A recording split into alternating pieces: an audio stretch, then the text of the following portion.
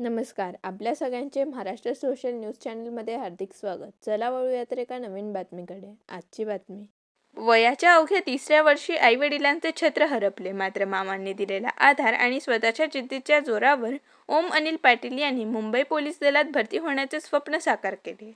बाल सुधार गृहापासून सुरू झालेला त्याचा हा संघर्षमय प्रवास अनेकांसाठी प्रेरणादायी ठरत आहे. धुळ्यातील गुरु अकॅडमीत अशोक शेळके यांच्या मार्गदर्शनाखाली त्याने पोलीस भरतीची तयारी केली. अखेर मुंबई पोलीस आणि SRPFमध्ये त्याची निवड झाली. या यशाबद्दल युवा सेनेचे राज्य सहसचिव ॲडव्होकेट पंकज गोरे यांच्या वतीने ओम पाटील आणि मार्गदर्शक अशोक शेळके यांचा सत्कार करण्यात आला. गुरु अकॅडमीच्या माध्यमातून आता धुळे जिल्ह्यासह इतर जिल्ह्यातील 242च्या आसपास PSI झालेत.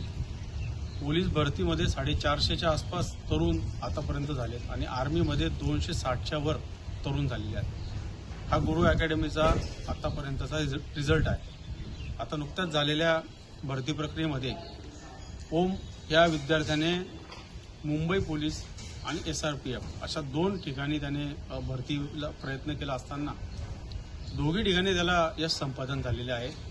तर माझं धुळ्यातील तरुणांना हेच आव्हान आहे की आपण आपली दिशा, ध्येय योग्य ते ठरवा.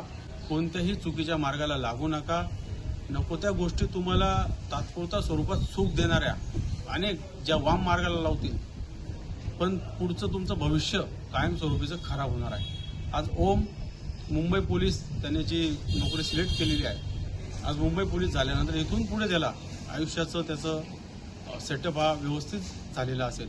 पण जर ओम चुकीच्या मार्गाला लागला असता तर 25-30 पर्यंत धकला असतं, त्यानंतर तो बाजूला फेकला गेला असता. हे दोन वेगवेगळे मार्ग, त्यातला योग्य मार्ग आपण निवडायचा असतो. कोणत्याही राजकीय पुढाऱ्यांना बळी पडू नका, चुकीच्या धंद्यांना लागू नका. आपला वेळ वाचवा आणि आपलं टार्गेट ठरवून ध्येय गाठून भविष्य घडवण्यावर भर द्या. शेळके सरांचाही धन्यवाद आणि ओमचं अभिनंदन. जय हिंद, जय महाराष्ट्र, जय शिवराय. बातमी आवडल्यास चॅनलला लाईक व सबस्क्राईब करा व दररोज अशा नवनवीन बातम्या पाहण्यासाठी चॅनलला फॉलो करा. धन्यवाद.